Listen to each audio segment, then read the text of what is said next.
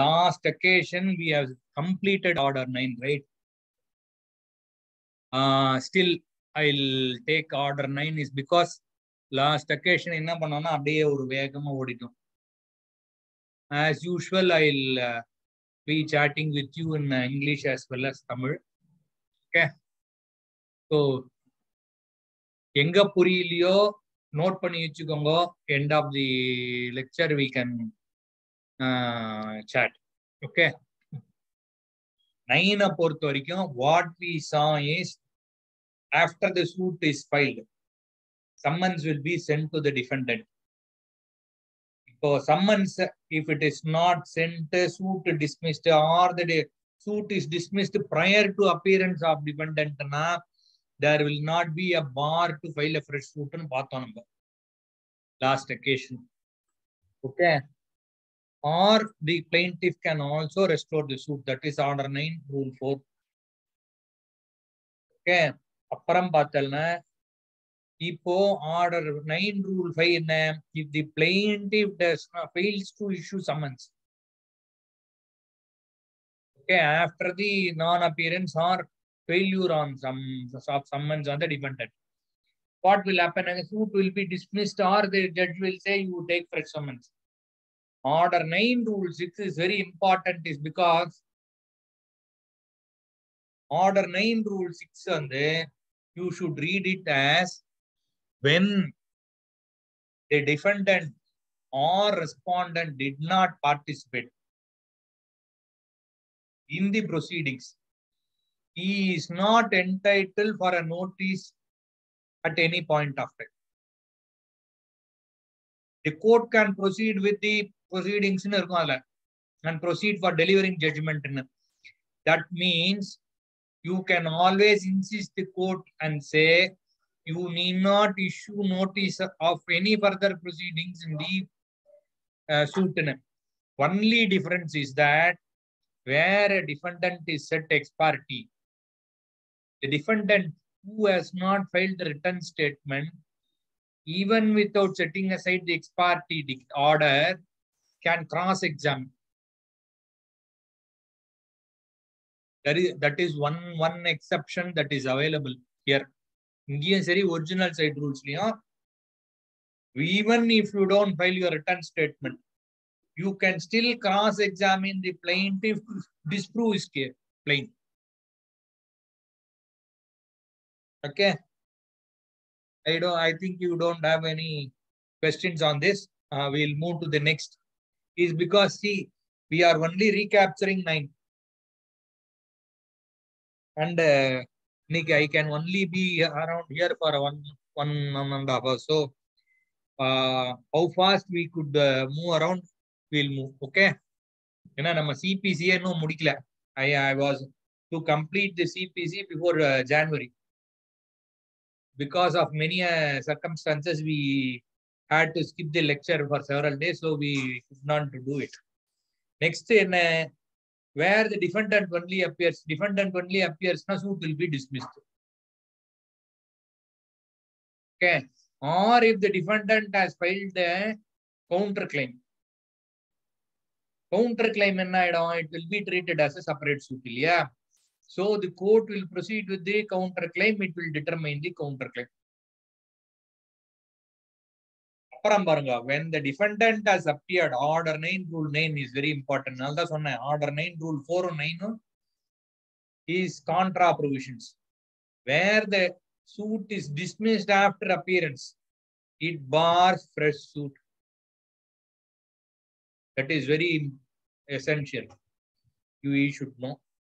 When the suit is dismissed prior to appearance of defendant, okay, you can restore the suit or you can file a fresh suit. Where the suit is dismissed after appearance of defendant, a fresh suit is barred, which means you will have to only restore the prior suit. You will have to only restore the prior suit. Okay. Mattadalla is of no consequence up to 12. Where only one party appear, one plaintiff appear, one defendant appear, it is for the process of court. process of court where only one plaintiff appear, the court will pronounce judgment for that plaintiff if it can only grant relief for him.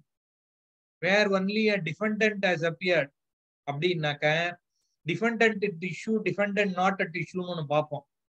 Issues varumbodhu, okay, on the stage la paapom. And the mari varumbodhu we will discuss about what will happen if one of the defendant is only is appearing endradhu.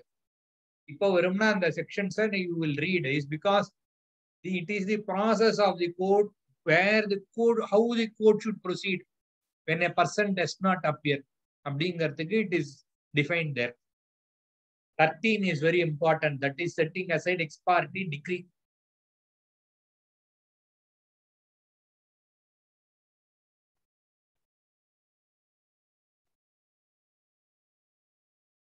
Ex parte decree when the plaintiff alone appears, defendant did not appear, even without framing issues, the court can grant a decree.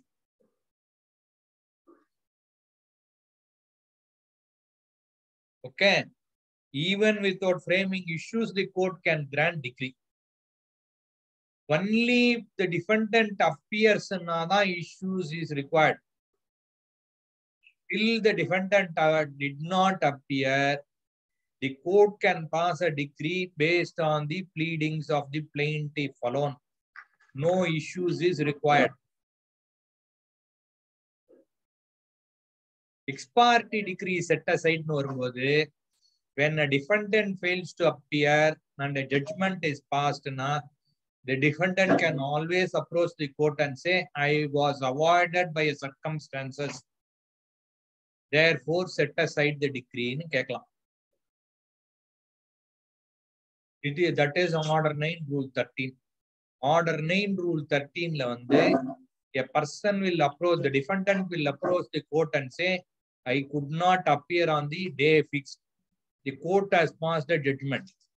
Kindly set aside the judgment.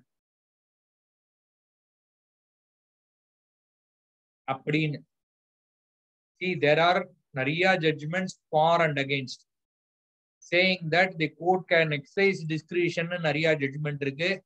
Court cannot exercise discretion even if it is a small delay. See, it is only the bona fides of the defendant that the court has to see for setting aside. Not only the bona fides. Where a valuable property is involved, the plaintiff is not in a position to produce proper records.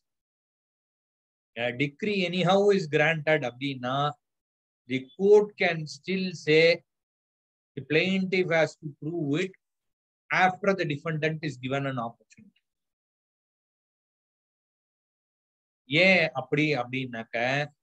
In all the cases of title dispute or the nuance of a contract is involved, the court should always grant opportunity to the party. Commercial litigation, so it is always said that the court should not reassess what has been done in irundhalum.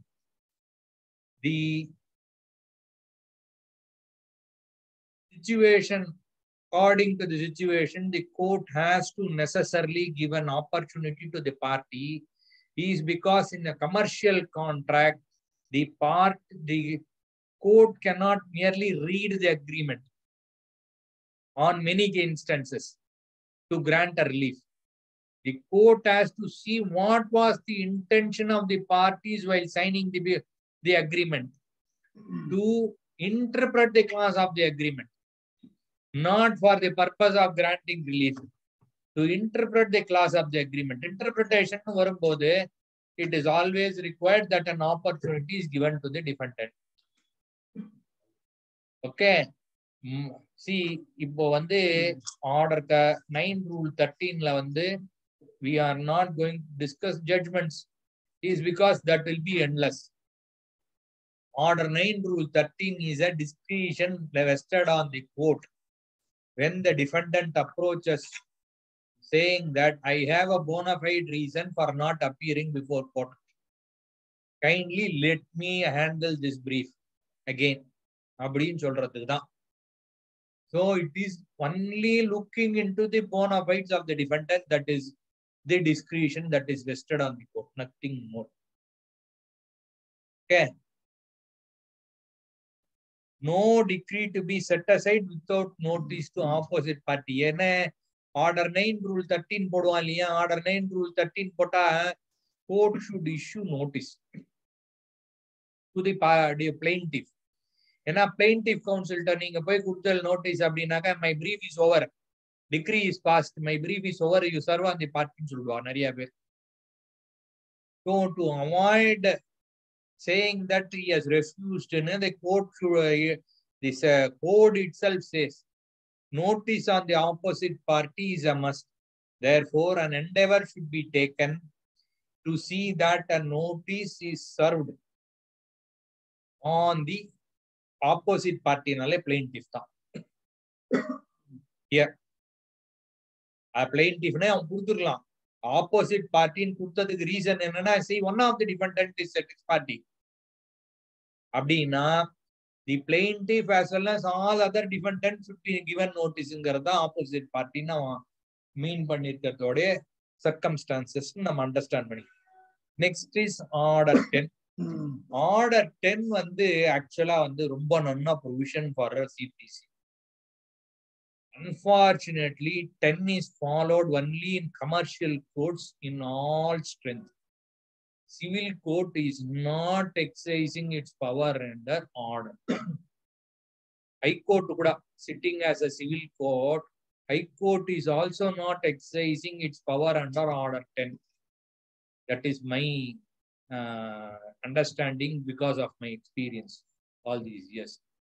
ஏன் அப்படின்னாக்க first பாருங்க எடுத்த உடனே ascertainment of pleadings whether it is admitted or denied. Straight-ஆ அவன் சொல்றதே என்னன்னா court has to first read the plaint and the written statement.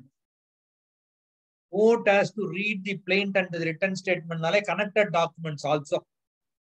So before the court embarks on any other process after the defendant is served and a written statement is filed, it is incumbent upon the court to read the pleadings with the documents to see whether there is admission and denial.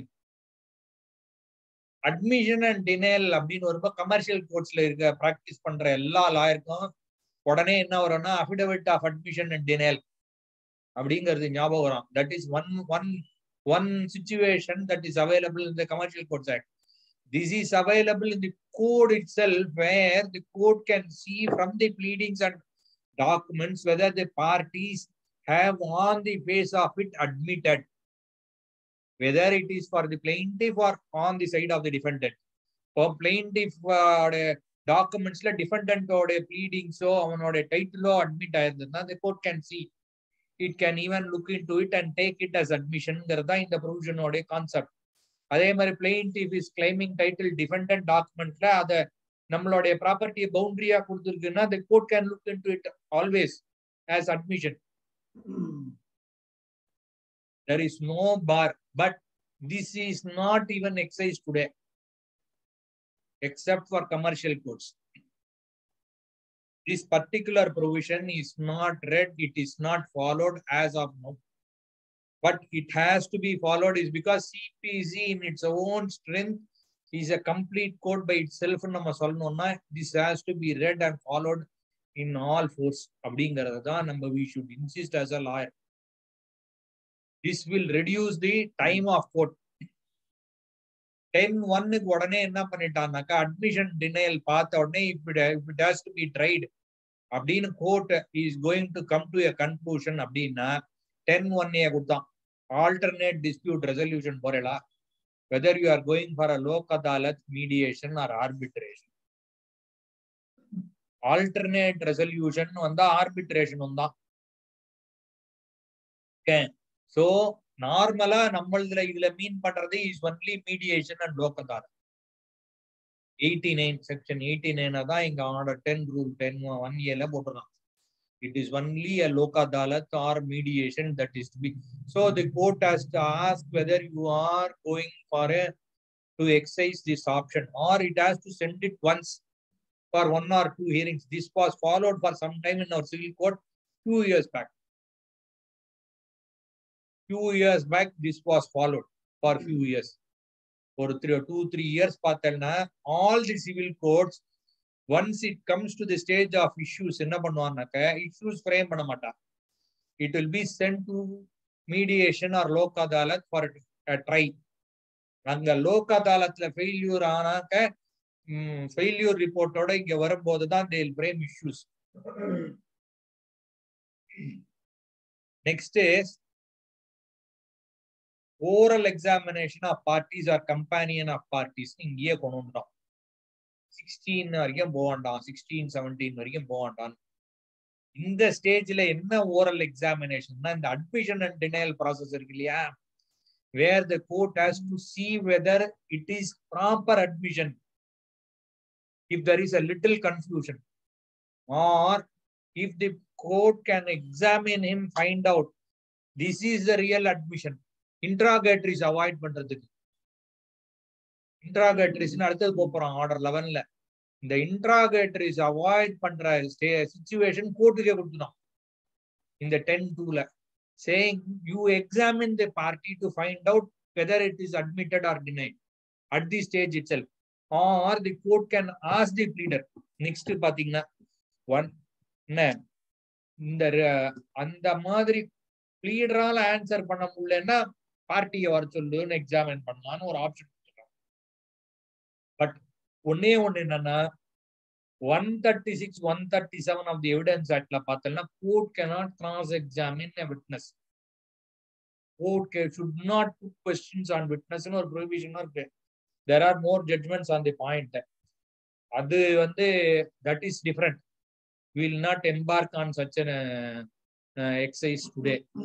This is only for the purpose of examining the admission and denial by court. Admission and denial by court அப்படின்னும் போது it includes documents. அதனால தான் commercial டிவிஷன்ல என்ன சொல்லிட்டாங்கன்னா, you file an affidavit of denial of documents as well as facts ன்னு கொண்டு வந்தான். இதுல 2 things இருக்கு. Interrogatories ஒன்னு இருக்கு. இப்போ உங்கள்கிட்ட photo copy of the document தான் இருக்கு. You don't have original, you say the defendant is having. அப்படின்னா there is one more exercise here. எப்படின்னா 65ல if you only have a photocopy, you should take permission from court for marking secondary evidence. அதை avoid பண்றதுக்கு there is one more provision in code, order 12 rule 2. அது நம்ம இப்போ வரும்போது I will tell you. இதெல்லாம் எதுக்கு சொல்றேன் அப்படின்னாக்க, see, அதெல்லாம் கோர்வையா சொன்னாதான் உங்களுக்கு மண்டேல இந்த மாதிரி ஒரு ப்ரொவிஷன் இருக்கு, இதை நம்ம ட்ரையலுக்கு வரத்தே யூஸ் பண்ணலாங்கிற ஒரு யூ வில் நோ. இல்லைன்னா அந்த இடத்துல வரும்போது இதை சொன்னா இது அதுக்குள்ள மறந்து போயிடும். ஏன்னா இந்த செஷன்லயே வருதா அடுத்த செஷன்ல வருதா நமக்கு தெரியாதுங்கிறதுனால நம்ம மறந்தே போயிடும். இதுல பார்த்தோங்கிறதே மறந்து போயிடும் பாதி நேரம். ஏன்னா இப்ப நான் உங்கள்கிட்ட செக்ஷன்ஸ்ல நான் என்ன நடத்தினேன்னு கேட்டாலே I do not know how many of you can just tell me this is what was taught to us அப்படின்றது. அது we'll have to anyhow have a recap session where I'll ask some of you what is your understanding of all these things ன்னு ஒரு நாள் கேட்க தான் போறேன். That we'll have on a separate day. Okay, today in the consequence of oral examination, asking the pleader for clarification, இது எல்லாமே is only for the purpose of admission and denial. இந்த admission and denial என்ன sir பண்ண முடியும் அப்படின்னாக்க, order 12 rule 6ல judgment based on admission ஒரு clause that can be exercised. அது அங்க வரும்போது நம்ம பார்ப்போம். பட் இங்க நான் உங்களுக்கு சொல்லலைன்னா இது நான் சொல்றதுல பர்பஸ் இல்லை. இது இந்த அட்மிஷன் என்ன சொல்ற பர்பஸ் இல்லை. சோ இது அங்க சொல்லணும். இந்த 12 ரூல் 6ல இந்த மாதிரி அட்மிஷன் ஜட்மெண்ட் ஆன் அட்மிஷன்ஸ்னு ஒரு ப்ரொவிஷன் இருக்குன்னு. இதுல இந்த சிபிசி எவ்வளவு அழகா ஃப்ரேம் பண்ணிருக்காங்கிறது one has to always says. Because இந்த 10 ஒண்டி இல்ல, 11ல இன்ட்ராகேட்டரிஸ் ஒண்ணு பண்ணணும். இன்ட்ராகேட்டரிஸ்னா என்னன்னா, இந்த அட்மிஷன்ஸ் அண்ட் டினைல்ஸ் இருக்கு இல்லையா, இதை நீங்க ஒரு questionnaire மாதிரி கொடுத்துடணும். இதான் interrogatories. இந்த டிஸ்கவரியை முடிச்சுட்டு will go to interrogatories. Okay.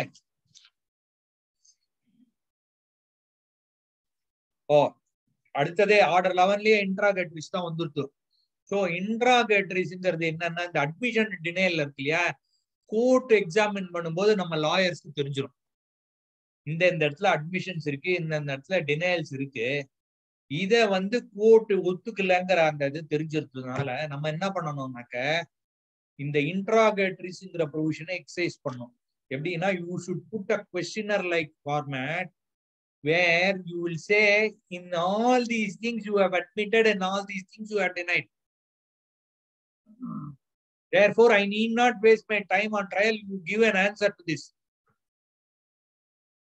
அப்படின்னு சொல்லி ஒரு questionnaire ரெடி பண்ணி அதுக்கு ஒரு பார்ட்டியோட அப்டேட் போட்டு you should seek permission from court after serving on the other side.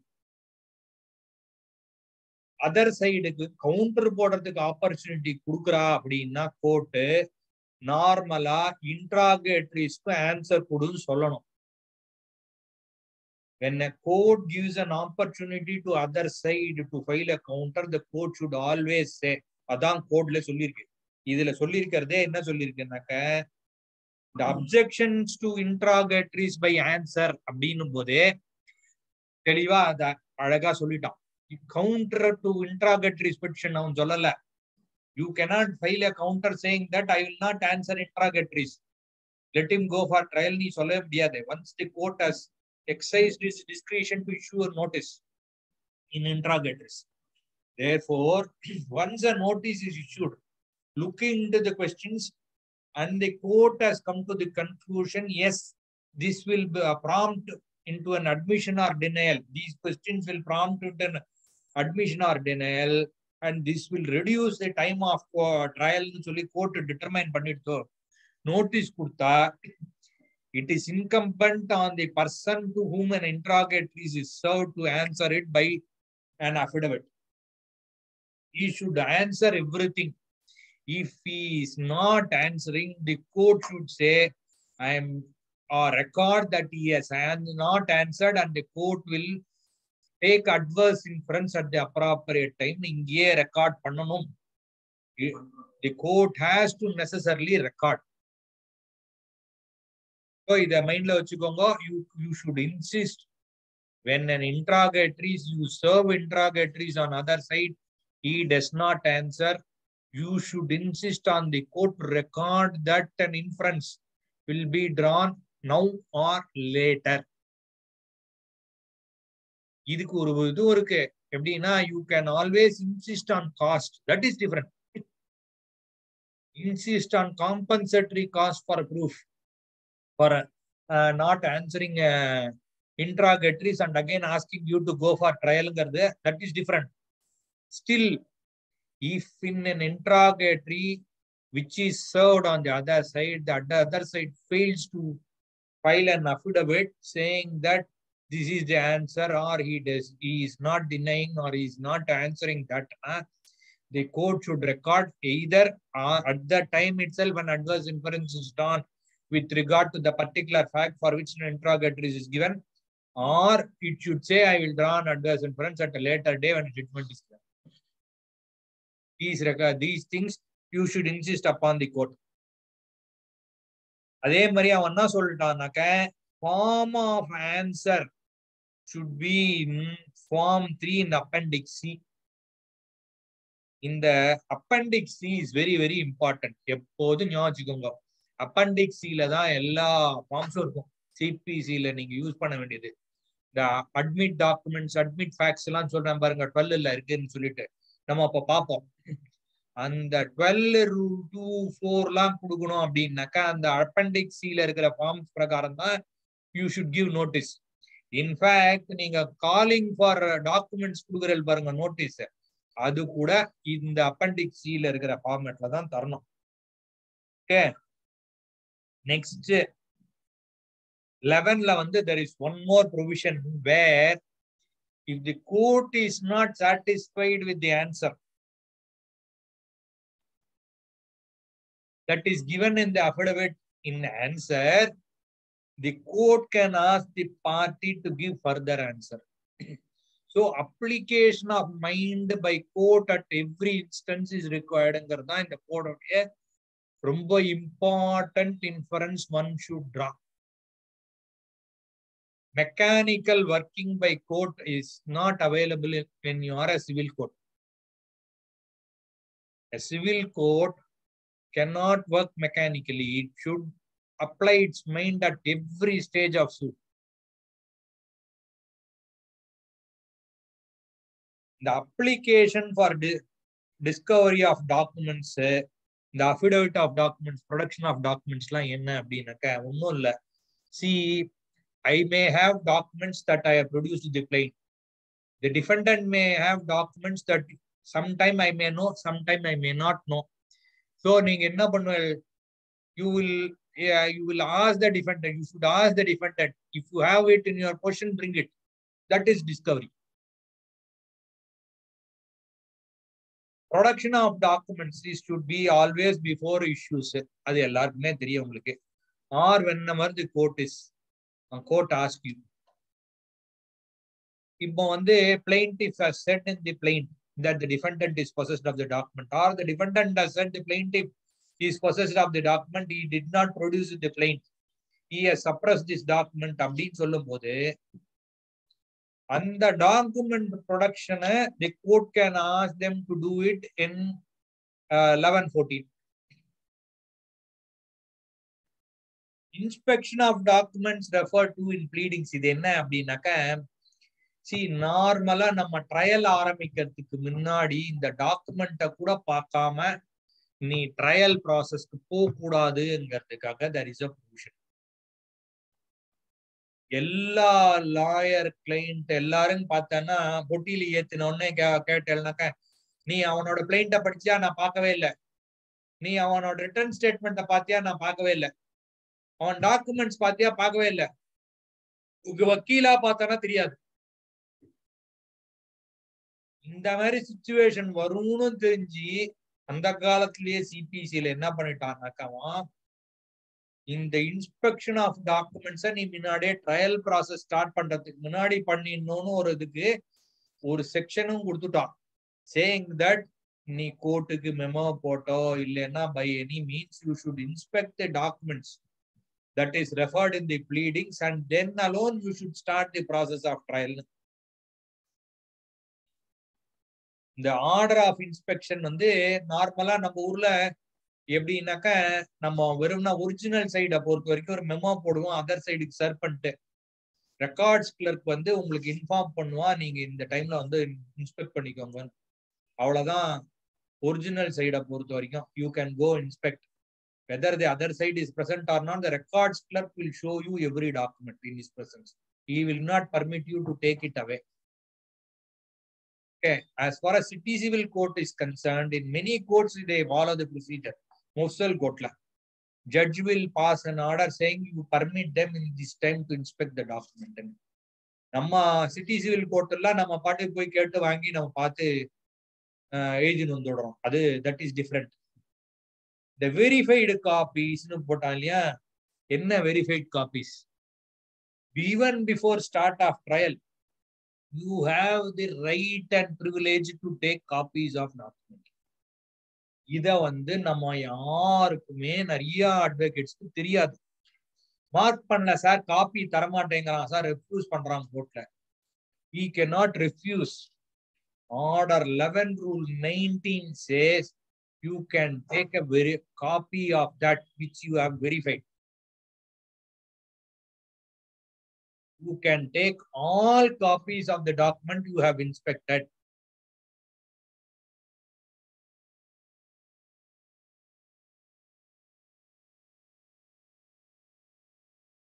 In the 22, the premature discovery அதெல்லாம் is only, see, இப்போ டிஸ்கவரிஸ்ன்றது எப்போ வரும்?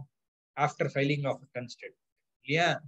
And when it is taken up for examination for admissions and denial போதுதான் இந்த டிஸ்கவரியே வரும். அதுக்கு முன்னாடி நீங்க டிஸ்கவரி பண்ணணும்னு நினைக்கும் போதுதான் அந்த premature discovery வரலாம். Or where there is enough document before the court is not in a position to say these documents will be much more required at this stage to be brought before court. அப்படின்னு ஒரு finding கொடுக்கிறதுக்கு முன்னாடி நீ ஏதாவது application போட்ட, I want to get all these documents from this party அப்படின்னா the court can say it is premature stage. You wait for the appropriate stage for discovery. Non-compliance with order 116, 117 of the Evidence Act, drawing of adverse inference. Okay, he goes to the extent of saying the suit can be dismissed and no suit on the same cause could be maintained. Okay.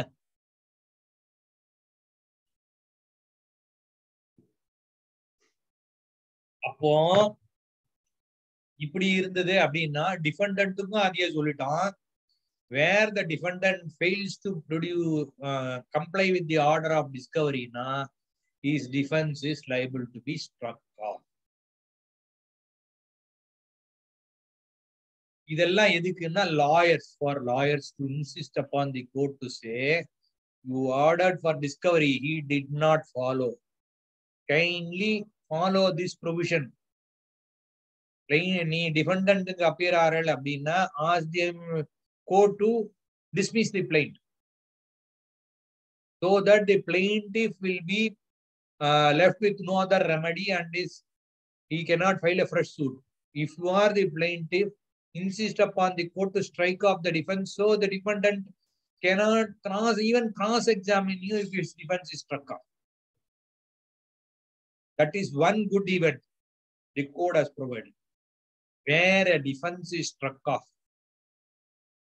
Ana M. Srinivasan judgment based on 1961 Supreme Court is contrary to this. அதை ஒண்டி படிச்சுக்கோங்க. அவர் சொன்ன அந்த event correct. M. Srinivasan judgment வந்து should be in between 87 to 91 law weekly. அதுல என்ன சொல்லியிருப்பார் அப்படின்னாக்க, where the defense is struck off also the defendant can appear before court, cross-examine the plaintiff to prove that his plaint is wrong because his title is in question. அப்படின்னு சொல்லியிருக்கார். அந்த கேஸ்ல எப்படின்னாக்க, the defendant has disputed the title of the plaintiff. Unfortunately, he had certain documents which should prove the other facts, related facts relating to the title of both. The defendant did not produce it after an order by the court. Therefore, M. Srinivasan, அவரை பத்தி உங்களுக்கு தெரிஞ்சிருக்குமா தெரியாது, first ஹியரிங்லயே அவர் படாலாம் அடிச்சுவார், இவர் defence is struck of. அந்த மாதிரி அடிச்சதுனால அவர் என்ன பண்ணாருன்னா, he also gave an opportunity because striking of defense is the last stage of exercise that should be done by the court. He did it in the first instance is because you did not comply my order. Court's order is primary to be complied with. இவ்வளவுதான். An order of court is not for flouting. Okay, it is for compliance. If you have any difficulty, approach the court, tell the court, I have this difficulty, recall the order or modify it. You don't have a right to play with the order of. Then commercial division வந்து இதுல வந்து ரொம்ப சின்னதா நான் இந்த இடத்துல சொல்லிடுறேன். Is because இந்த கமர்ஷியல் டிவிஷன்ல வந்து உங்களை பொறுத்த வரைக்கும் இந்த exercise is strictly followed. The inspection, discovery, admissions denial is strictly followed. சில ஜட்ஜஸ் வந்து வெறும் admission and denial of documents கேக்குறா. சில ஜட்ஜஸ் சுந்தர் மாதிரி ஜட்ஜஸ் எல்லாம் பார்த்தோம்னா, if some of you have seen, he will ask for admission of denial of facts also. என்னென்ன particular facts you have admitted, என்னென்ன facts denied, என்னென்ன paragraphல என்னென்ன சொல்லியிருக்கேன்னு ஒரு formal affidavit மாதிரி போடணும். The court will examine அந்த 10-1க்காக.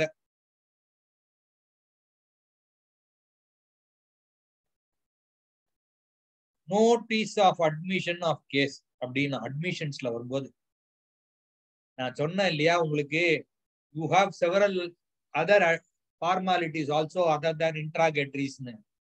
இப்போ you know documents is there but pleadings is missing, or pleadings is there documents is missing னு வெச்சுக்கோங்க. ஏதா ஒரு இது, but you know that it is an event admitted or it is deemed to be admitted, presumed under law or something like that னு வெச்சுக்கோங்க. நீங்க என்ன பண்ணலாம்னா இந்த provision order 12 ல இருக்கிற first 4 provisions use பண்ணி you can make the other side to admit the facts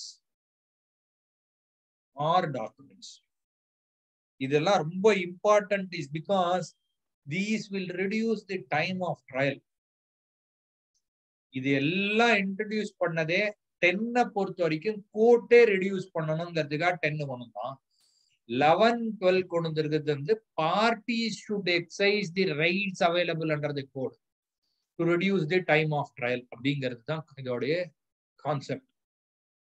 Therefore, the notice of admission of case அப்படின்னு வரும்போது 1 and 4 should be read together. 12 rule 1 and 4 should be read together. ஏன்னா admission of case and admission of facts is almost the same. அதுல வந்து உங்களுக்கு எல்லாம் எந்த விதமான டவுட்டும் இருக்கிறதுக்கு சான்சஸ் இல்லை. இப்போ அட்மிஷன் ஆஃப் ஃபேக்ட்ஸ் வரும்போது அட்மிஷன் ஆஃப் கேஸ் எல்லாமே இஸ் இன்வால்வ்டு. அப்படின்னு வரும்போது இந்த நோட்டீஸ் ஆஃப் அட்மிஷன் ஆஃப் கேஸும் ஃபேக்ட்ஸும் இஸ் ஆல்மோஸ்ட் சிமிலர். அதனால்தான் 1ல சாதாரணமா சொல்லிட்டு அதை எப்படி ஃபாலோ பண்ணணும்னு சொல்லல. சொல்லாம 4ல வந்து என்ன பண்ணிட்டான் அப்படின்னா, நீ அவளுக்கு வந்து 9 days நோட்டீஸ் தரணும். அதுக்கு ஒரு ஃபார்ம் இருக்கு, ஃபார்ம் 11 இன் அப்பெண்டிக்ஸ் சி. அந்த பிரகாரம் இந்த இன்ட்ராகேட்டரிஸ் தரையில இன்ட்ராகேட்டரிஸ் வந்து கிராஸ் எக்ஸாமினேஷன் மாதிரி இருக்கும். இதுல வந்து ஃபேக்சுவல் ஆஸ்பெக்ட் மாதிரி போட்டு நீங்க இந்த ஃபேக்ட்ஸ் வந்து நீ இந்த மாதிரி இருக்கு, அட்மிஷன் மாதிரி இருக்கு, இது டினைல் மாதிரி இருக்கு, அதனால நான் உனக்கு இதை அந்த ஃபேக்ட்ஸ் அட்மிட் பண்ணிக்க சொல்லி தரேன் அப்படின்னு சொல்லி you should give a notice to the address to the other side lawyer or to the party. The court says a notice addressed to a lawyer is notice addressed to a party for this purpose. இதை note பண்ணிக்கோ. Notice addressed to a lawyer is equal to notice addressed to a party. Party cannot say it is only a notice served on my lawyer. It is not a law notice served on me. I am not liable. You cannot draw any inference against me. சொல்ல முடியாது at any stage. Okay.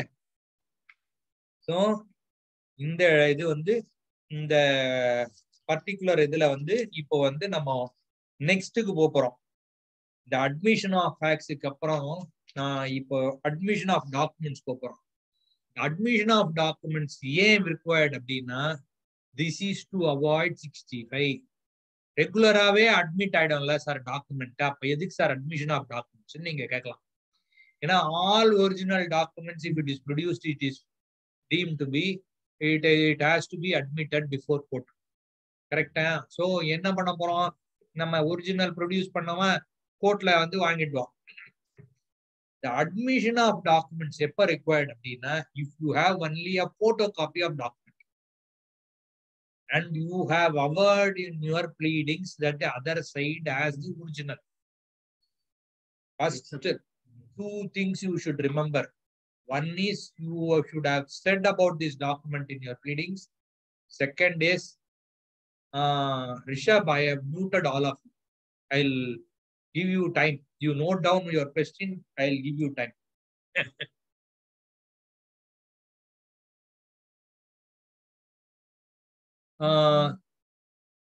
இதுல என்னன்னாக்கா உங்களுக்கு இது ரெண்டும் important. You should have said about this in your pleadings and the documents. In the pleadings you should have said the documents is with the other side. இது ரெண்டும் சொல்லியிருந்தேன்னா you can exercise this provision of order 12 rule 2 where you can issue a notice. இந்த நோட்டீஸுக்கும் Form 9 Appendix C prakaram you should give. By this you avoid filing an application under Section 65 of the Indian Evidence Act. If a secondary document is produced before court, except with leave of court, you cannot mark. This Section 65. So, if you have to mark a secondary document, abdina, Section 65, you will have to file a permission petition before the court saying that I have only a copy. I have averred that the original is the other side. The other side did not produce. This is very relevant. Therefore, I am marking it in நீங்க வந்து சொல்றேன். இதுதான் வந்து 65. Okay. இந்த 65 avoid பண்றதுக்கு தான் இந்த 12(2). ஏன் சார் அவாய்ட் பண்ணும் அப்படின்னாக்க, சி உங்க தேர்ட் பார்ட்டி பொசிஷன்ல இருக்கிறதுக்கு வேணா I can ask the third party to produce document by issuing summons from the court. If he is a party to the proceedings, I can always say he did not produce. Let him admit, I will mark the photocopy. Idan 12(2). இந்த 12(2)ல நீங்க notice கொடுத்து போட்டோகாப்பியை mark பண்ணலன்னா the court has to allow you to mark the photocopy.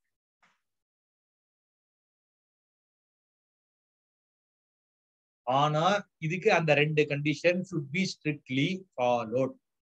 அந்த ரெண்டு condition இருந்தாதான் 12(2)ல notice கொடுக்கலாம். அப்பதான் அந்த court can exercise its power to permit you to mark a photocopy of document. So இது ரெண்டும் இந்த எக்ஸசைஸ் இந்த 10, 11, 12 பேசிஸ்ல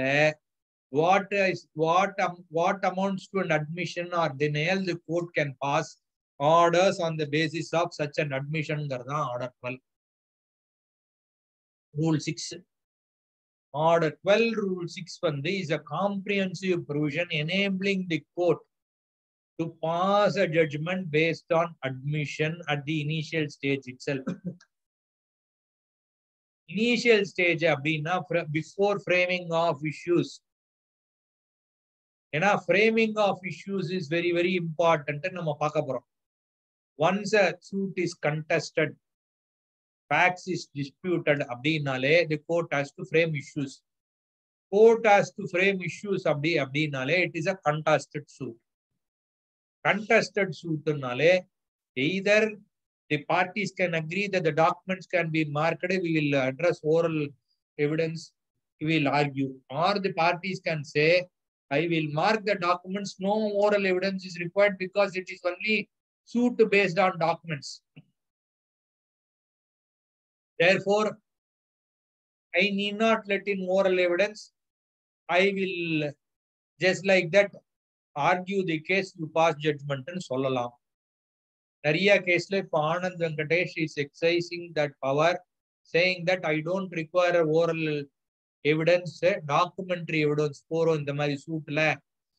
You argue, I will mark the documents, you argue, we will pass judgment on that basis. இப்ப நிறைய சூட்ல பண்ணிட்டு இருக்கார்.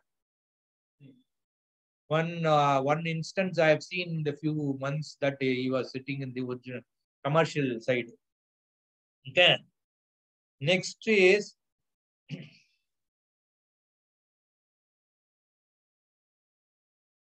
the advocate clerk sign பண்றா பத்தியெல்லாம் இந்த affidavit of admission denial வாங்கிட்டேன்னு சொல்லிட்டு, that is more sufficient proof for service on the parties ங்கிறதா 7.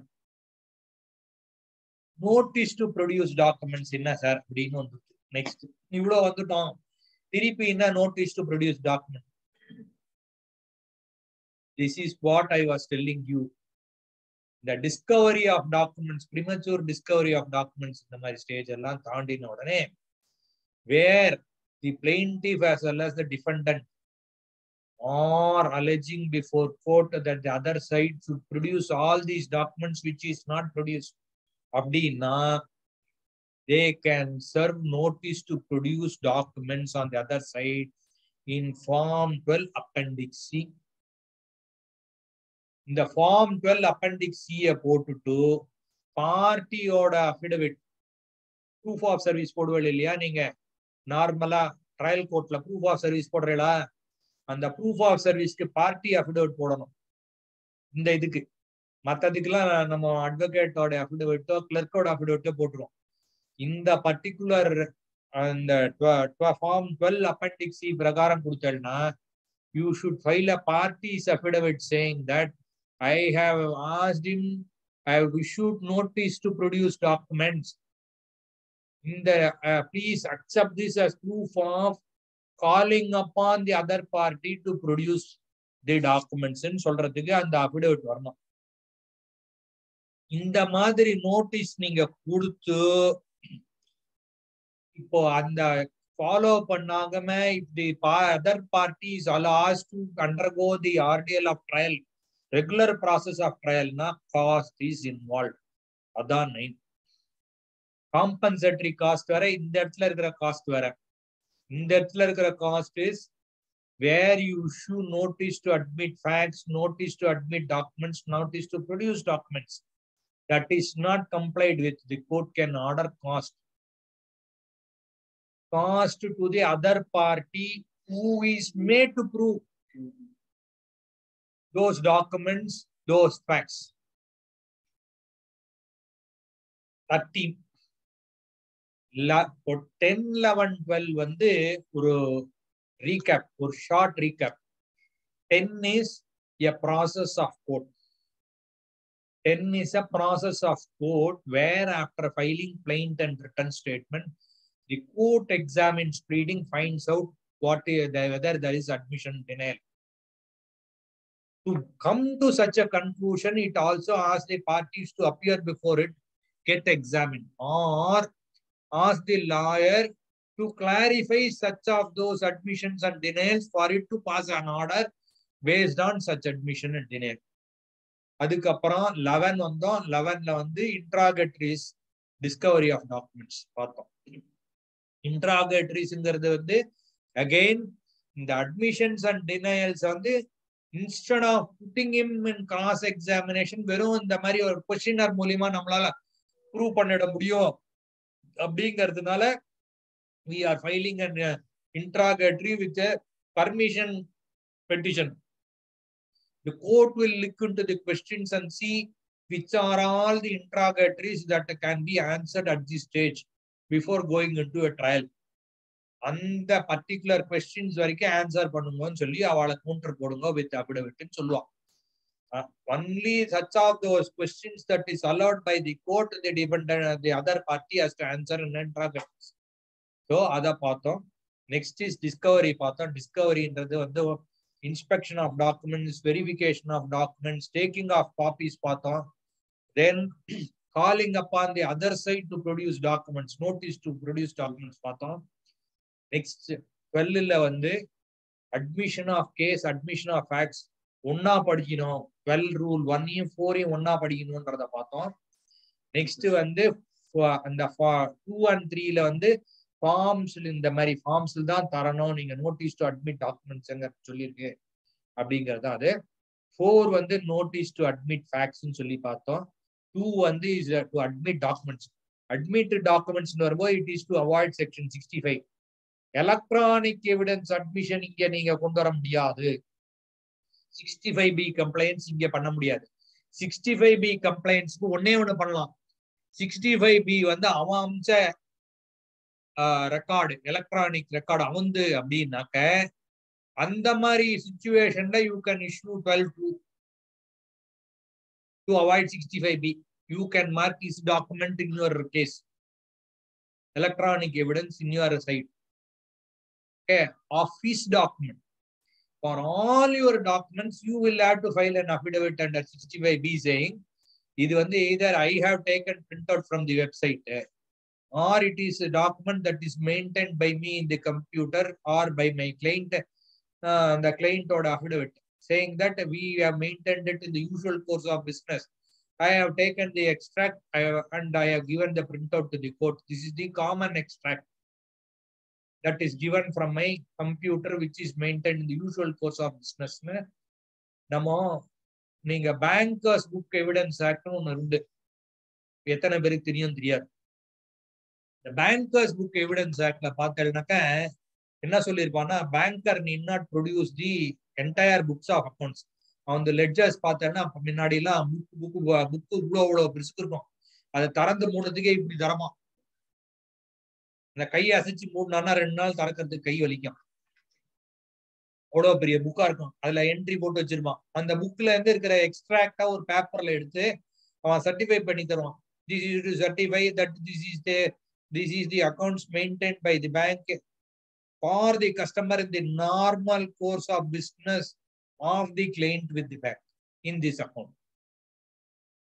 Certified to be true copy of the extract ne chief manager sign பண்ணா போதும். இதான் Bankers Book Evidence Act. 65B is nothing but it is a similar provision for all other documents, electronic documents. ஏன்னா electronic documents வரும்போது நிறைய பேர் என்ன பண்ணுவாங்கன்னாக்க, it is a electronic statement, it does not require சிக்னேச்சர்னு இருக்கும். நீங்க பாதி ஸ்டேட்மெண்ட் பாதி லெட்டர் பார்த்தோம்னா it is an electronic thing that is sent, it doesn't require a statement or digitally sign அப்படின்னு வரும். டிஜிட்டல் சிக்னேச்சர் அங்க இருக்காது, டிஜிட்டலி சைன் அப்படின்னு இருக்கும். ஸோ இந்த ஒரு பர்டிகுலர் ப்ரொவிஷன் 65B கொண்டு வந்தது என்ன அப்படின்னா, இந்த மாதிரி ஒரு எலக்ட்ரானிக் ரெக்கார்டை நீ கொண்டு வந்து கோர்ட்ல ஃபைல் பண்றேன் அப்படின்னா, you should give a statement saying that I am maintaining this electronic record with me, I have printed it, I have produced before கோர்ட்னு ஒரு அப்டேட் போடுவோம். So the court can believe that it is you who have got this document in with you. Just that you are telling the court, I got control or third person has got control, from him I have got this. இவ்வளவுதான் the information is required. இது எதுக்காக அப்படின்னாக்க 62 to 64 of the Evidence Act னு வரும். 62 to 64 of the Evidence Act னு வரதே contents of document party has to prove. Contents of the document party has to prove அப்படின்னும் போது the party to the document alone can mark a document ன்னு ஒரு provision வரும். Only party to the document can mark the documents. Party to the document என்ன, sale deed. இப்போ வந்து எனக்கும் விஜய்க்கும் உண்டான சேல் டீட் ரிஷப் எடுத்துன்னு போய் மார்க் பண்ண முடியாது, இல்ல பிரியங்கா எடுத்துன்னு போய் மார்க் பண்ண முடியாது. ஓகே, எனக்கும் விஜய்க்குள்ள இருக்கிறது நானோ விஜயோ வந்தாதான் it can be mark. Or அந்த விட்னஸ் இருக்கா பாருங்க அந்த டாக்குமெண்ட்ல, அவளோ அந்த டாக்குமெண்ட்ல ஸ்கிரைப் இருந்தா, ஸ்கிரைப் சைன் பண்ணிருக்கா, நான் தான் இந்த டாக்குமெண்ட்டை எழுதினேன், ஸ்கிரைப் சைன் பண்ணியிருந்தா அவளை எக்ஸாமின் பண்ணி அவ மூலியமா மார்க் பண்ணலாம். இந்த 65B வந்து இது எல்லாத்தையும் உங்களுக்கு ஷார்ட் டர்ன் பண்றான். அதனால 65Bன்னு ஒரு ப்ரொவிஷனை கொண்டு வந்து எலக்ட்ரானிக் டாக்குமெண்ட்டுக்கு உங்களுக்கு இந்த மாதிரி ஒரு requirement, you file an affidavit. So 62 to 64 when you go and do the contents, நீ தான் அஃபிடவிட் ஸ்வேர் பண்ணிருக்கேன்னா நான் தான் அஃபிடவிட் ஸ்வேர் பண்ணிருக்கேன் பாருங்க, I am a party to document ன்னு சொல்லலாம். The person who is the witness, who is standing in the witness box can say I have sworn into 65B affidavit. Therefore, I am the party to the document. Mark this. அப்படின்னு சொன்னதுதான் court cannot refuse. நம்ம ஊர்ல ஒரு bad practice உண்டு. எப்படின்னா marking of documents அப்படின்னு வரும்போது யார் எதுக்காக அப்செக்ட் பண்றானே கிடையாது. Objected document mark subject to objection அப்படின்னு ட்ரையல் கோர்ட் ஜட்ஜும் போடுவான், ஹைகோர்ட்லயும் மாஸ்டர் போடுவான். என்ன அப்செக்ஷன் எழுதவே மாட்டான். வேர் ஒன்னே ஒண்ணு புரிஞ்சுக்கோங்க, வேர் a document is marked அப்படின்னாலே it cannot be objected to at a later stage. Therefore, except for few judgments of Supreme Court which would say இப்போ admissibility relevance of documents வந்து நீங்க you can decide at the time of trial அப்படின்னு சொல்ற அந்த particular process of case தவிர பாக்கி எல்லா இடத்துலயும் if an objection is raised by the party, the court should first read what is the objection it should say I am admitting the objection or I am refusing the objection and the record பண்ணியே ஆகணும். ஏன்னா that is not challengeable. அந்த மாதிரி ஒரு order போடுறோம், உன் objections ஓவர்ரூல் பண்றானா, it cannot be challenged at that stage. You can challenge it only with the decree. ஞாபகம் வச்சுக்கோங்க. Don't go file a CRP when you come into such a circumstances.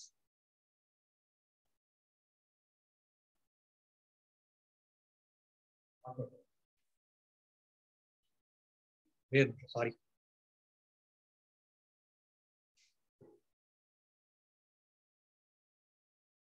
So 12 or 10 is process of court பார்த்தோம். 11 and 12 is process of parties னு பார்த்தோம். 11 is ரொம்ப beautiful process of examining the documents, records, so that the party as well as lawyer will come to know what is his strength. அந்த strength test பண்றது தான் 12.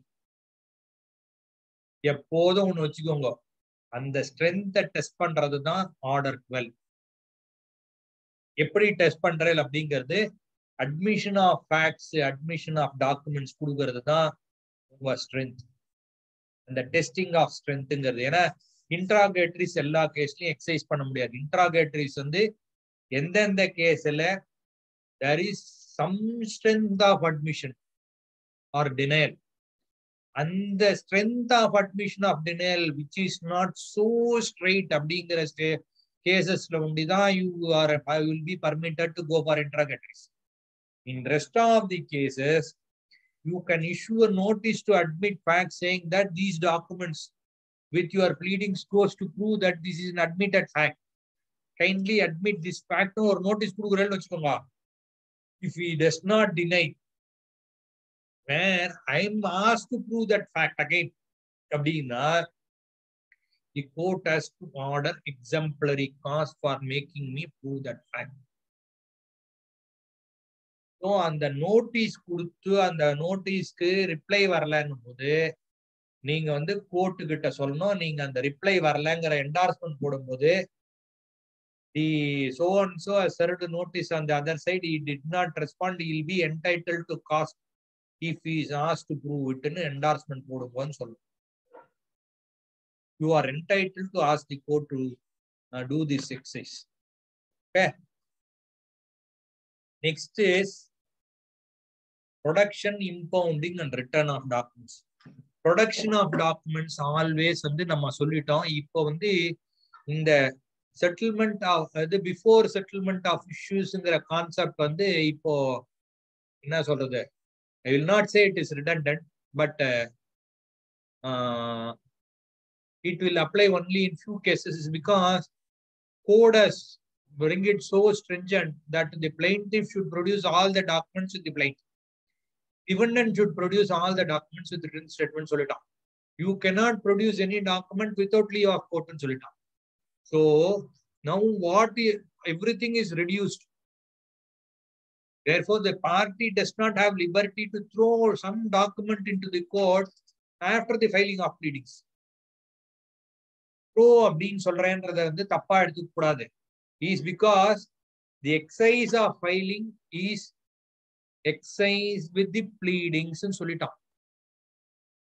Filing of documents, exercise of filing of documents is an exercise to be done with pleadings ன்னு சொன்னதுனால anything that is given to court later அப்படின்னும் போது without leave of court னாலே throwing into the court தான். அதனால throwing of documents at the court ன்னு நான் சொன்னேனே தவிர நான் வந்து அத இல்ல ஒரு தப்பான அர்த்தத்துல சொல்லல. Therefore இப்போ இருக்கிற circumstances amended CPC பிரகாரம் a party can file a document after the pleadings only with leave of court. இந்த இடத்துல அதை நோட் பண்ணிக்கோங்க. ஆர்டர் 13 படிக்கிறதுக்கு முன்னாடி அதை முதல்ல நோட் பண்ணிக்கோங்க. 1 ஆர்டர் சேர்த்து.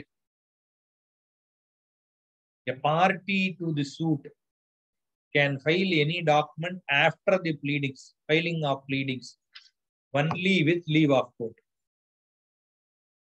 இது வந்து உங்களுக்கு 14லயும் கொடுத்திருப்பான், ஆர்டர் 7 ரூல் 14லயும் கொடுத்திருப்பான், ஆர்டர் 8 ரூல் 1லயும் கொடுத்திருப்பான். If you don't file it with written statement, except with leave of court, you cannot file in இப்ப கொடுத்திருப்பான். So amended CPC பிரகாரம் இது வந்து of very less use. என்னன்னா அப்புறம் இருக்கிற subsequent documents or which you could not produce by your best efforts அப்படிங்கிறதுக்காக he is giving you an opportunity saying that you can produce those documents with the leave of the court. இந்த இடத்துல so order 13 rule 1 should be only understand that it is only furthering what is said in order 14 rule 1A and 8.1 saying that it would be with the leave of the court. Next is the rejection of irrelevant and inadmissible documents. அப்படின்னு வந்துட்டோம் பார்த்தீங்களா ஸ்ட்ரெயிட்டா நான் சொன்னேன் இல்லையா, when a document is produced party மூலியமா produce பண்ணினா court if it takes and marks it அப்படின்னா இந்த அப்ஜெக்ஷனை இது பண்ணல அப்படின்னா முடிஞ்சுதுன்னு சொன்னது. ரீசன் வந்து இந்த பர்டிகுலர் இந்த ப்ரொவிஷன்ஸ்லாம் தான் is the answer for that is because see it will return irrelevant inadmissible document. So irrelevant inadmissible document க்கு தான் you can raise an objection. Straightforward answer கட்சிடுது நமக்கு. Rest of the objections is not possible. Next, this should run with section 34 to 36 of the Indian Stamp Act in respect of documents requiring stamp and registration. 34 to 36 of Indian Stamp Act. ஏன் அப்படின்னாக்க registered unregistered document cannot be marked. Even if it is marked, you can always tell the court, please impound it or return it as inadmissible document. Reject is an inadmissible document, and any time you can do it. 35 unstamped or insufficiently stamped document in வரும்போது if you do not raise it at the time of marking, you 36 என்ன சொல்லிடுதுனாக்க of the Stamp Act, you cannot raise that it is insufficiently stamped or unstamped at any later stage. So இந்த exercise படிக்கணும்னா அதுவும் கொஞ்சம் தெரிஞ்சிருக்கணும்ங்கிறதுக்காக உங்களுக்கு சொல்றேன். Okay, ஏன்னா evidence ஆக்டும் இதுல involve. அட்மிசிபிலிட்டி of documents வரும்போது பார்ட்டிஸ் டு டாக்குமெண்ட்ஸ் சொன்ன is because 62 to 64 you will have to prove the contents. எப்பெல்லாம் நீங்க இந்த மாதிரி ஒரு ப்ரொவிஷன் எடுத்து படிக்கிறீங்களோ அதுல என்ன சொல்லியிருக்கோ அதுக்கு உண்டான கனெக்டட் ப்ரொவிஷன்ஸ் எல்லாம் எடுத்து படிச்சு நம்ம தெரிஞ்சுட்டாதான் நமக்கு ப்ராப்பரா புரிஞ்சுக்கவே முடியும் இந்த ப்ரொவிஷன் இதுக்காக இவ சொல்லியிருக்காங்கிறதே. இல்லைன்னா ரொம்ப ரொம்ப ரொம்ப ரொம்ப கஷ்டம் இவன் ஏன் இதை சொல்லியிருக்காங்கிறது. ஸோ தெரிஞ்ச வந்து அதை சொல்லும் போது at least we should make an endeavor that we go back to the end of the day, read this. All of you will read section 34 to 36 of Stamp Act, 62 to 64 of Indian Evidence Act, and 135 to 137 of Indian Evidence Act. 116, 117 சொல்லியிருக்கேன் Indian Evidence Act for drawing adverse inference. That also you will do it. இதே நீங்க வந்து better லாயர்ஸா வரணுங்கிறதுக்காக தான் இந்த lecture சீரிஸே போயிட்டு இருக்கு. So நீங்க படிக்கணும்னு நான் இன்சிஸ்ட் பண்றதுல ஒன்றும் தப்பு இல்லை. Is because I want to see you exercising these provisions in open court and bring it. See, I can demand, please do it. This is what is provided under this provision. You cannot avoid doing this exercise. சொல்லணும். தப்பா நம்ம command கொடுக்கற கூடாது. Provision இதான், இதை எடுத்து படிங்க. இதாங்க ப்ரொவிஷன் நான் படிக்கிறேன் பாருங்க. இதோட கனெக்டட் ப்ரொவிஷன் பாருங்க, இது இருக்கு. 65 நீ கம்ப்ளை பண்ணி தான் ஆகணும் அப்படின்னு போது 65 நான் கம்ப்ளை பண்ண வேண்டாம். 12 நான் நோட்டீஸ் கொடுத்துருக்கேன் பாருங்க. Admit documents. He did not admit documents. The section says if he does not admit documents, he admits the documents. Therefore, I need not file a provision under petition under section 65. அப்படி சொல்லணும் judge கிட்ட. That is what I expect as a lawyer from you.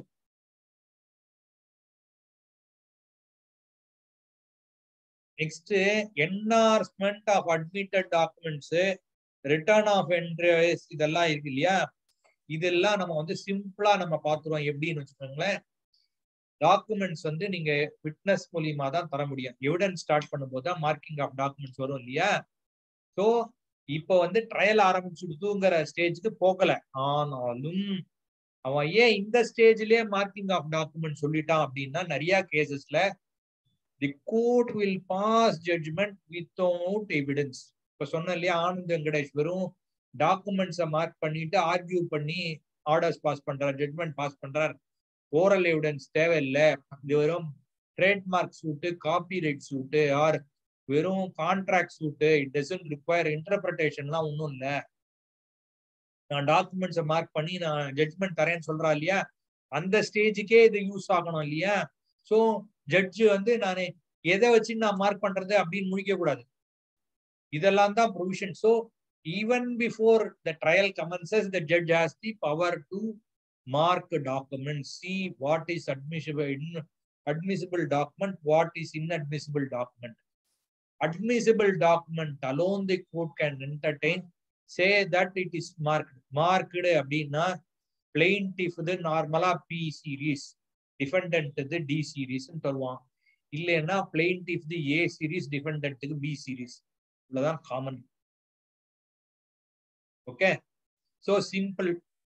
இப்போ ஒரே ஒரு இது உண்டு, defendant cross எக்ஸாமினேஷன்ல பிளைன்டிஃப்க்கு மார்க் பண்றான், பி சீரிஸ் வராது. அப்போ டிஃபெண்டன்ட் சீரிஸா தான் மார்க் ஆகும். டிஃபெண்டன்ட் பிளைன்டிஃப் மூலமா மார்க் பண்ணாலும், பிளைன்டிஃப் டிஃபெண்டன்ட் கிராஸ் எக்ஸாமினேஷன்ல டாக்குமெண்ட் மார்க் பண்ணா பி சீரிஸா தான் மார்க் ஆகும். It will not be marked as D series. இதுல ரெண்டு எக்ஸெப்ஷன் உண்டு. எப்படின்னாக்க, இந்த பி சீரிஸ் பி சீரிஸ் ஒண்ணு, இன்னொன்னு நம்ம படிச்சோம் இல்லையா, எந்த டாக்குமெண்ட் கோர்ட்டு முன்னாடி கொண்டு வரணும்னாலும் ஒன்னும் ப்ளீடிங்ஸ் கிட்ட இருக்கணும், இல்லைன்னா வித் லீவ் ஆஃப் கோர்ட் தான் கொண்டு வரணும். அது வந்து கிராஸ் எக்ஸாமினேஷன்ல நீங்க ஒரு விட்னஸ் கிட்ட இந்த டாக்குமெண்ட்டை கொடுத்து அவ ஒத்துண்டு அதை மார்க் பண்ணினா அந்த ப்ரொவிஷன்ஸ் எல்லாம் தேவையில்லை. லீவோ மற்றது பெட்டிஷன் போட்டு வாங்கிக்கணும், ப்ளீடிங்ஸோட போடலை, இதெல்லாம் no requirement of all those formalities. You can just like that give it to the witness, ask him in cross examination whether you admit this document. If he says yes, I admit the document, the court has to mark it as document. Leave other provisions will not apply to documents marked during that process.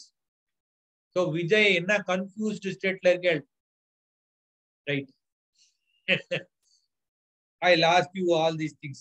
Next என்னன்னாக்கா, endorsement on admitted documents regarding admission, books of accounts இதுன்னு சொல்லிட்டான். இப்போ நிறைய கோர்ட்ல பார்த்தேன்னாக்கா original verified photocopy mark அப்படின்னு போடுவான். இப்ப என்ன பண்றான், ஹைகோர்ட்ல ஒரிஜினல்ல சீல் போட்டு தரான், ஒரிஜினல் வந்து returned after verification in this ப்ரொசீடிங்ஸ்ன்னு. சிட்டி கோர்ட்ல உண்டு. அடிஷனல் கோர்ட்ஸ் எல்லாம் பார்த்தேன்னா this formality is followed for almost 10 years எனக்கு தெரிஞ்சு. என்ன பண்ணுவான்னாக்கா, if an original is produced, it is produced in this ப்ரொசீடிங்ஸ்னு சீல் போட்டு ஓஎஸ் நம்பர் போட்டு இந்த கோர்ட்டுன்னு அந்த photo copy of this document was marked in this proceedings as exhibit so and சோன்னு போட்டு நம்ம கிட்ட தருவோம். எய்தர் இப்போ ஃப்ரண்ட்ல போட முடியும்னா ஃப்ரண்ட்ல போடுவான், பின்னாடி போட முடியும்னா பின்னாடி கொடுத்துருவான். Same thing now the present master follows.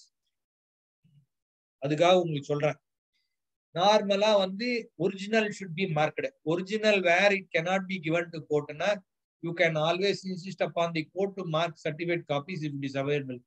If you cannot produce certificate copies அப்படின்னாக்க you can always ask the court to mark the copies verifying the originals. In that case, cross examination போது the other party can insist upon the production of original for cross examining the witness. This is the only exception.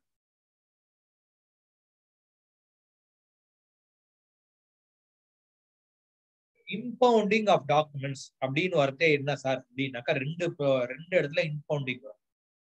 One is where a book of accounts or something is produced, copy is insisted to be marked, but the court feels only the original is to be returned. அப்படின்னா the court can impound those documents, ask the registry to keep it in safe custody. That is impounding. Second type of impounding is available. அது என்ன அப்படின்னாக்கா நீ section 35ல நீ objection எடுக்கிற insufficiently stamped or non-stamped document, நீங்க வந்து அதுக்கு வந்து ஃபுல்லா ஸ்டாம்ப் டியூட்டி வித் பெனால்டி கட்டாம இதை வாங்கிக்க கூடாது அப்படின்னா court can impound the document, send it to the collector to charge the tax. Send it to the collector to charge the tax. Send the document, then mark it. அது வரைக்கும் wait பண்ணுமா sir அப்படின்னாக்க the court can always say this will be subject to the payment of that அப்படின்னு சொல்லி இந்த இடத்துல வச்சிருக்கணும். நான் வைக்கல அப்படின்னா the party whose document is sent can at any stage when the documents comes back after stamping ask the court to mark where such a document is marked. அப்படின்னா cross examination பண்ணாம மார்க் பண்ண முடியாது. The other side is entitled to cross examine the party on the document that is marked even at that stage, is because reopen recall போட வேண்டாம் அந்த ஸ்டேஜுக்கு. Only advantage ஏன்னா court has sent to the collector to impound collect stamp. So நீங்க திருப்பி reopen recall இந்த ப்ராசஸே போக வேண்டாம் அந்த ஸ்டேஜுக்கு. டாக்குமெண்ட் ரிட்டர்ன் வந்தா அழகா அதை அப்படியே வாங்கி இந்தாங்க இந்த ஸ்டேஜ் பார்ட்டி வர வைக்கிறேன், document is produced, I have paid the fees, மார்க்கெட்னு சொல்லி மார்க் பண்ணிட்டு the other side should be given an opportunity to cross examine on the document that is produced, marked. இந்த ப்ராசஸ் பொறுத்த வரைக்கும் see if you miss that process அப்படின்னா later stageல அப்பீல்ல போய் 41 rule 27ல you can ask, but I will suggest appeal order 41 rule 27 is not an easy process. Order 41 rule 27 is an exception given. It is not an enabling provision. Order 41 rule 27 நீங்க பாத்தீங்கன்னாக்க court should avoid இருந்தா இருக்கும், எடுத்த உடனே negative covenant மாதிரி போட்டு வச்சிருப்பான் order 41 rule 27. So negative காவனன்ட்டா வருதுனாலே the excise of it is very very very less. ஏன்னா சிபிசியில நெகட்டிவ் காவனன்ட் 3 இடத்துல தான் வரும். One is order 41 rule 27. Okay, so முடிச்சிடறேன்பா.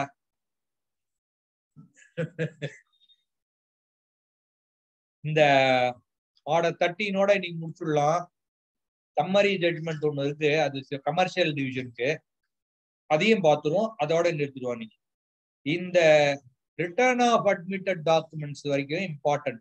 இந்த ப்ரொவிஷன்ல ரிட்டர்ன் ஆஃப் அட்மிட்டட் டாக்குமெண்ட்ஸ் ஏன் இம்பார்ட்டன்ட் அப்படின்னாக்க when a return can be given அப்படிங்கிறது அதுல தெளிவா சொல்லியிருப்போம். where an appeal is not filed, so appeal pending இருக்கும்போது you cannot return the documents. proceedings pending இருக்கும்போது party கேட்கறேன்னு you cannot return the document that is marked. Secondly, இப்போ suit dismissed இல்ல ரெஸ்டோரே பண்ணல அந்த மாதிரி இருந்தது, டாக்குமெண்ட் இஸ் ரிஜெக்டட் அந்த மாதிரி இருந்தது அப்படின்னா, இல்ல a certified copy is produced and the original is taken. ஏன்னா பப்ளிக் டாக்குமெண்ட் 62 இதுல பார்த்தோம்னா எவிடன்ஸ் ஆக்ட்ல public document certified copy is equal to ஒரிஜினல்னு இருக்கு. ஸோ சர்டிஃபைட் காப்பி ப்ரொடியூஸ் பண்ணிட்டு I can always say certified copy is equal to original. That is not original. Is equivalent to original. So certified copy produce பண்ணிட்டா he should give an undertaking to the court that I will produce the original as and when required. அப்படின்னாதான் order 9 rule 9ல you can ask for return. இந்த 10 வந்து ரொம்ப important. Please all of you note.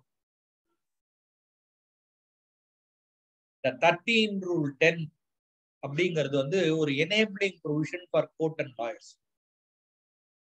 ஏன் அப்படின்னாக்க இது எப்போ வரும் அப்படின்னா there are 2 proceedings in different courts.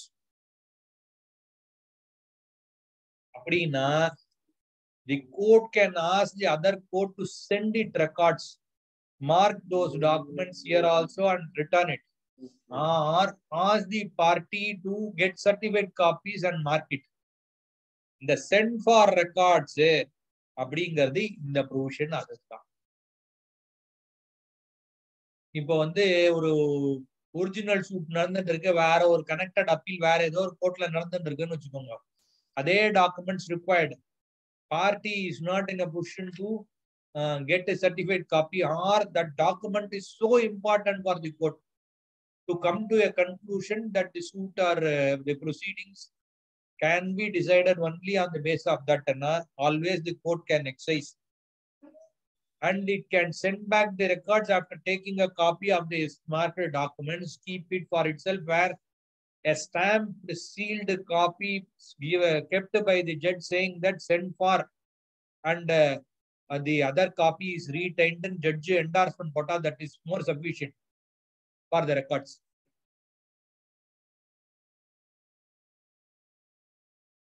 Next வந்து உங்களை பொறுத்த வரைக்கும் சம்மரி ஜட்ஜ்மெண்ட்.